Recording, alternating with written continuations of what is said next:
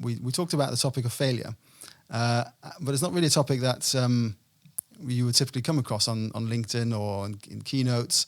It's not something that's talked about, even though we probably all have to deal with it at some stage of our life. Why is that topic so important? And especially if we're here to talk about leadership, which is so often associated with success. Why is failure so important to talk about?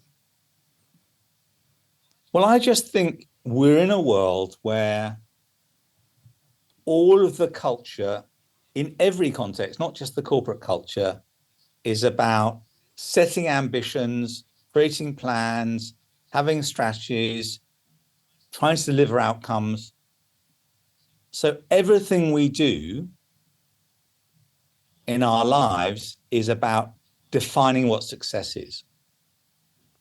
And we've got very good at defining what success is. And there's whole management schools which are about getting better at defining what success is. In the charity sector, they've bought into this whole impact story, which is again about defining success. I think we're useless at recognizing that whenever you define success, you are implicitly defining failure. And so but culturally, because we deny that by defining success, we're defining failure, culturally, we have no mechanisms, mindset, way of engaging with failure at a personal, community, and corporate level. And so that disconnect, I think, is massively damaging for us personally, for the teams we work with, and for the enterprises and organizations that we take responsibility for.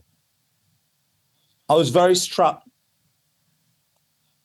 hearing a football manager whose team had not done as well as it could have done, saying, basically, we failed. We failed to achieve, we didn't play well enough, we need to do better, we got it wrong, it was useless. That's what he chose to do. Not something you hear very often. That's true. And I felt actually that created a foundation for him to turn around the team that he worked with. Because he drew a line in the sand. He didn't just continue in the pursuit of the success that they perhaps weren't achieving, or why do you feel that was? Well, I think mainly because he'd created a culture within his team that we are going to acknowledge failure. We're not going to make excuses. We're not going to pretend it hasn't happened. We're going to acknowledge failure. We're going to mourn it together. I think there's something about mourning failure, because every failure is accompanied by a loss of what you hoped would happen. So we're going to recognize it, go through the emotional journey of mourning it, and then we are equipped to go forward in a different way, rather than being in denial. Yeah, that's interesting. And do you see that as a mindset developing in today's world, business world, or do you see that diminishing even further? I don't think so. I mean, I don't play football. I'm not really interested in football, but I would say that in the Premier League, the half-life of a football manager is pitiful. Their ability to stay much longer than one full season, very constrained, particularly if they're brought in to sort out a mess.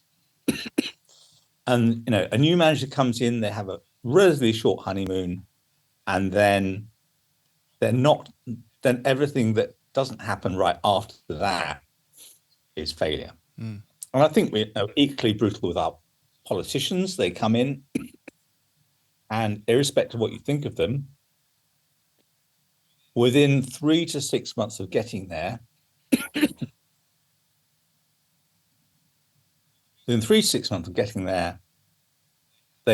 their whole performance is measured against the yardstick of failure, and they're condemned for failing.